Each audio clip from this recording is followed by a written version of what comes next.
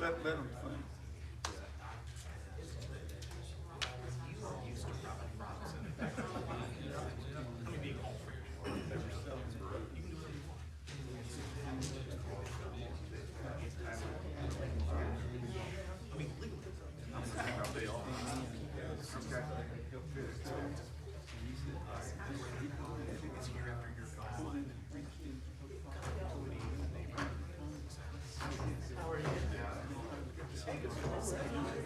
Not today, just last night. That was a fun time.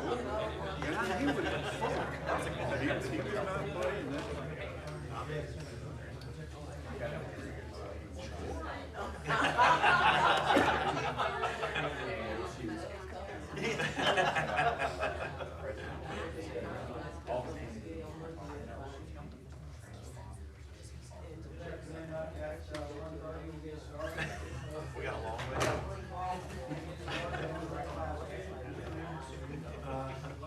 General Fund, we have Don Gibbons, and we also have Terry Underwood, who stepped another community and hopefully will join us in just a minute.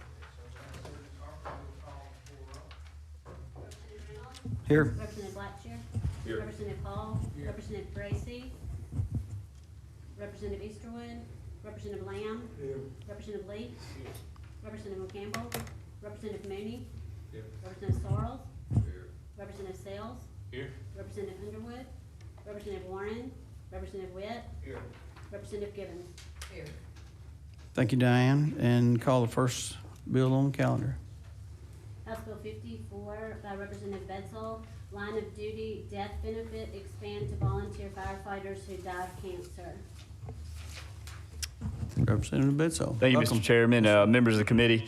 As you well know, currently Alabama law, we have a provision set up for our professional paid firefighters. There is a line of duty cancer benefit, and the cancer is a presumptive disease in which that is presumed that if someone in the fire service gets diagnosed with cancer and ultimately dies, that their cancer was part of their firefighting responsibilities. As you well know, there's so many carcinogens in the homes. And so what this bill would do is simply apply the same standard to our volunteers who serve the vast majority of our state. This would offer them a similar death benefit. It does come with some responsibilities on their part. They must be certified volunteer firefighters. They must have a physical, and there's some training requirements and other things that we put in for accountability pieces on it, but the bill simply asks that these volunteers have access to the same death benefit that our professional paid firefighters do across our state. Representative Mooney. Question. Fire districts are covered under the existing law because they are paid firefighters, even though they're not maybe city or county. That's right, that's correct. I move in favor of report. Second. All in favor say aye. Aye. Opposed? Your bill receives a favorable Thank you, Mr. report, Chairman, sir. members of the committee, thank you. Thank you. Next bill, Ms. Harper. House Bill 71 by Representative Klaus, RSA full-time emergency medical services technicians and paramedics allowed to purchase hazardous duty time for prior eligible service, the ERS in the same manner as firefighters, law enforcement officers, and correctional officers, Tier 1. Welcome, Chairman. Your first time back. That's right. Thank you. I liked it better when I was sitting over there. No, sir. Thank you, Mr. Chairman. Well, you've members mentored the a lot committee. of us, and we appreciate you. Glad to be back with and before this auspicious committee. Let me look that word up. If that's a word. What this bill does is all of you know, dealing in your communities with the shortage of law enforcement employees, and particularly in some areas with paramedics, emergency technicians there who drive and work on our rescue squads. This is an effort to try to increase some incentives to have more people go into this field and to keep them working longer and give them some incentives. So working with Ms. Nia Scott with RSA, this bill will simply let them be like firefighters and police who are presently have what we call the hazardous duty time, which for every 5 years you work, you get an additional year tacked on as far as your retirement. And so that's basically what the bill does. And then we have a technical amendment that we need to add with the help of Mr. Rob Green to further explain the personnel there. Okay, let's go ahead and adopt the amendment. Yeah. Second. All in favor, say aye. Aye. Okay, now we're back on the, Back on the bill there Yes, with sir. the bill, House Bill 71 is amended. Move favorable report. all in favor, say aye. Aye. Opposed? Appreciate you bringing this bill. We worked early on with that stress bill in my career, and Right. it was tough just to get the categories we had at that time, but certainly this may be a valuable recruitment tool as well. Thank you, Mr. Chairman, members of the committee. Thank you, Chairman. Next bill, Ms. Harper. House Bill 101 by Representative Clark, elections, providing additional items to be considered election expenses that must be reimbursed to the counties by the state. Thank you, Mr. Chairman, and good Adeline afternoon Clark. to Yes, ma'am. the chairman and to the members. I'm honored to carry this bill at the request of the Association of County Commissions. HB 101, if enacted, would allow our counties throughout the state to collect additional reimbursement for additional expenses that they incur when there are both state and local elections. You know, the age of technology, I can blame this need on the age of technology, and I'm glad that I live in it, but it has brought about some of these additional expenses. For example, poll books, which I think are used at most polling places, the software has to be updated. And the same thing with voting machines. They have to be reprogrammed for every election. And so some counties have been submitting, I know I talked to my own probate judge on yesterday, and he said that some of the expenses that Mobile seeks reimbursement for, they are unable to get. I think that this legislation will help to correct that. Okay, any questions by the members? I might Do you have add. an amendment? Yeah, I have an amendment, but I might add too that these machines are stored and have to be stored in certain areas. It's That's very right. costly. That's right, and the that. rental expense was factored Right. into this, Representative Lee. Yep. Thank you for making that point. Let's go ahead and take up the amendment. Okay, Representative Lee. I do have a friendly amendment, and you have it in your packet. Replace line 24 on page 1 with the following. It underlines the section A, as used in this chapter, the term expenses shall. That's what we're making that change. But the largest change here is on line 65, page 3. It says requests for reimbursement shall be submitted to the comptroller within 90 days following the date of the election in which the expenses were incurred. This section shall apply to each primary. So that means that if they're owed money, they need to let us know as quickly as possible. Yeah, it is a friendly amendment, and I think it is quite a reasonable request. Thank you. Very good. Do I have a motion? Second? Question? Representative Mooney? This does not help those counties except with ongoing expenses that have already paid out the extensive costs to go to polling books, correct? I don't know if there's an opportunity, honestly, for them to go. Reading it, there is not, because it has to be within 90 days of the expense occurring. Well, that would be going forward. The amendment is going forward. Those expenses were incurred as long as 2 and 3 and 4 years ago.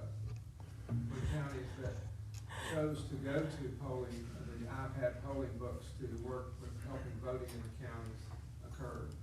What is the Association of County Commissioners' position on that? May I ask the You assistant? can, but I did not see any retroactive language in the bill as well. No. I was wondering what Yeah. their position would be on why there would be something to help those. Yeah. persons out. Well, that would certainly change this fiscal note, so I think, would you prefer to move forward as is with the bill? Yeah, I would think, Representative Mooney, that those expenses have long since been paid, and it'd be nice if they could be reimbursed for that, but It's ongoing.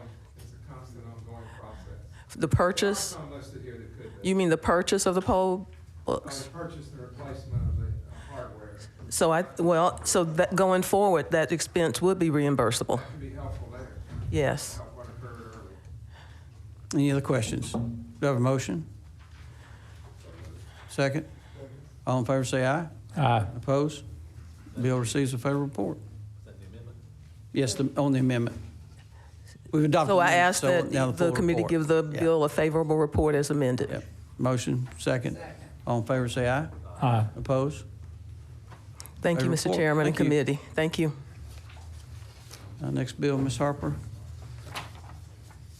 CHB 162. Bill 162 by Representative Lomax relating to property tax, real property tax assessment for motor vehicles. And I don't- we'll carry that bill over at the call of Representative Lomax. He's working with an agency on some minor changes there. On the public hearing, yeah. Next one is HB 171.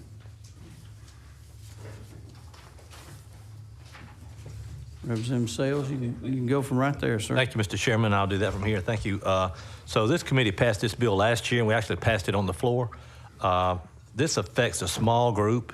What it does, it exempts any civil aircraft as defined in Section 21-1-352 and operating under Section 14 of the FAA.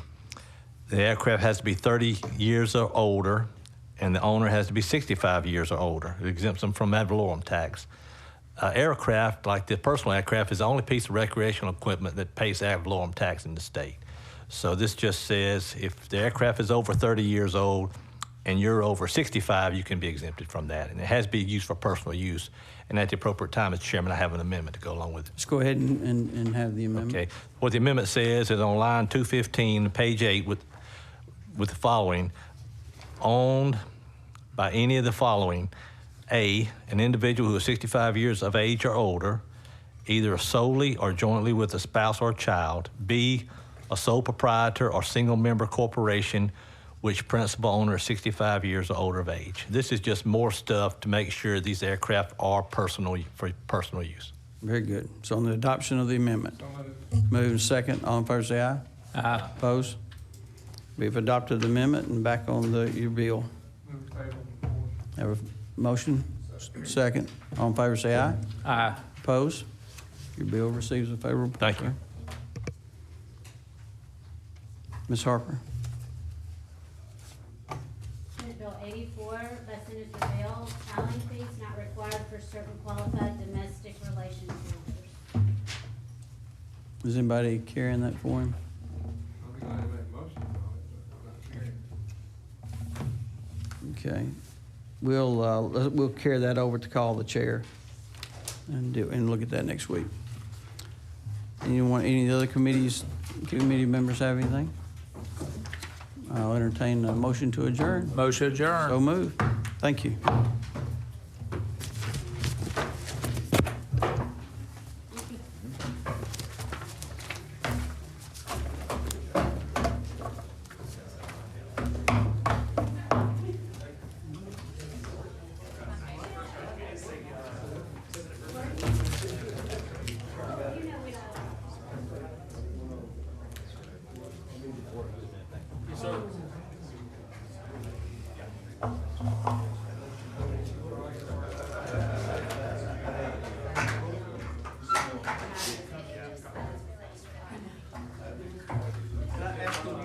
Yes, sir, what's up? I need to look at 7 or 10 years. Okay, just to see how much it's I know it's steadily going down. and well, going down and then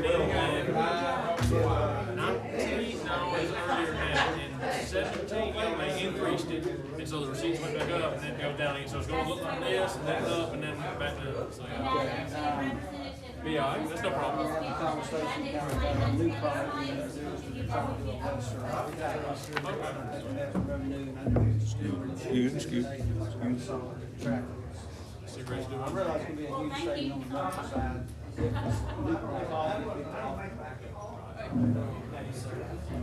I'll get that. Yes, sir.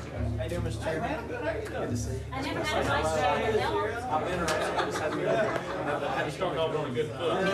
Yeah.